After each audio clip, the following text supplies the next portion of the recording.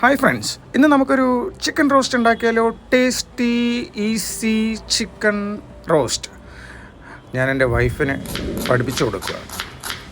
അപ്പോൾ കടകടാന്ന് ഉള്ളി അരിയുക, നല്ല ചെറുതായിട്ട് അരിയുക, എത്ര സ്നൈസാക്കാൻ പറ്റുമോ അത്രയും നല്ലത്. അത് കഴിഞ്ഞ് തക്കാളിയും ചെറുതായിട്ട് അരിയുക, നിങ്ങൾക്ക് പറ്റുന്ന പോലെ. അത് കഴിഞ്ഞ് 2-3 പച്ചമുളക് എടുക്കുക, നീളത്തിലോ വട്ടത്തിലോ അരിയുക.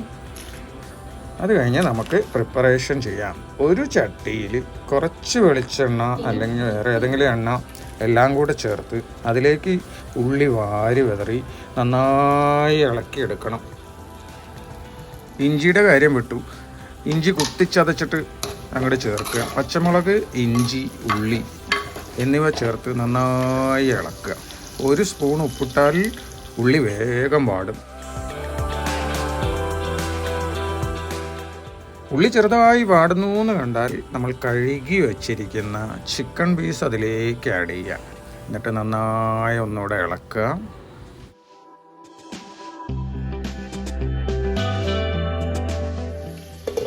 ആഹാ, എന്താ മൂടി വയ്ക്കുന്ന സ്റ്റൈല്.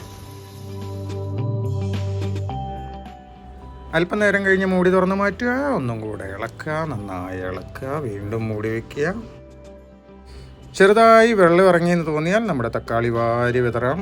തക്കാളിയും കൂടെ ചേർത്തിട്ട് നന്നായി ഒന്ന് ഇളക്കാം. ഇളക്കിയ ശേഷം വീണ്ടും മൂടി വയ്ക്കുക. അപ്പോൾ ചിക്കനിൽ വെള്ളമൊക്കെ ഇറങ്ങി വന്നിട്ടുണ്ട് കേട്ടോ കുറച്ച്. അപ്പോൾ നമുക്ക് പൊടി ചേർക്കാം. 1.5 സ്പൂണ് മുളക് പൊടി, 1.5 സ്പൂണ് മല്ലിപ്പൊടി, 1/4 സ്പൂണ് മഞ്ഞൾപ്പൊടി എന്നിവയൊക്കെ ചേർക്കണം.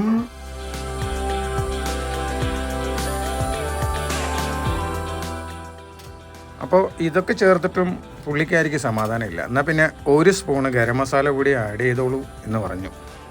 അപ്പോൾ ഒരു ഭംഗിക്ക് ഇരിക്കട്ടെ, ടേസ്റ്റും കൂടും.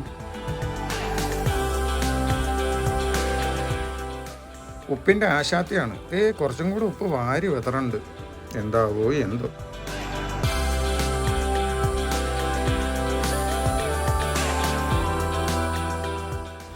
അവസാന പൊടിക്കൈ എന്ന നിലയ്ക്ക് പെപ്പർ 1 സ്പൂണും കൂടെ അങ്ങോട്ട് ഇട്ട് കൊടുക്കാം. അതില്ലാതെ പറ്റില്ലല്ലോ. അപ്പം നല്ല ടേസ്റ്റിയായ ചിക്കൻ റോസ്റ്റ് ഇവിടെ റെഡി ആയിക്കൊണ്ടിരിക്കുകയാണ്. നല്ല ടേസ്റ്റായിരുന്നു, നല്ല ടേസ്റ്റ് ഉണ്ട്. എല്ലാവരും ഒന്ന് ട്രൈ ചെയ്ത് നോക്കുക. ഈസിയാണ്. ഒരു 5-6 മിനിറ്റ് സ്പെൻഡ് ചെയ്ത് കഴിഞ്ഞാൽ നമുക്ക് ടേസ്റ്റിയായ ഒരു ചിക്കൻ റോസ്റ്റ് റെഡിയാക്കാം. താങ്ക്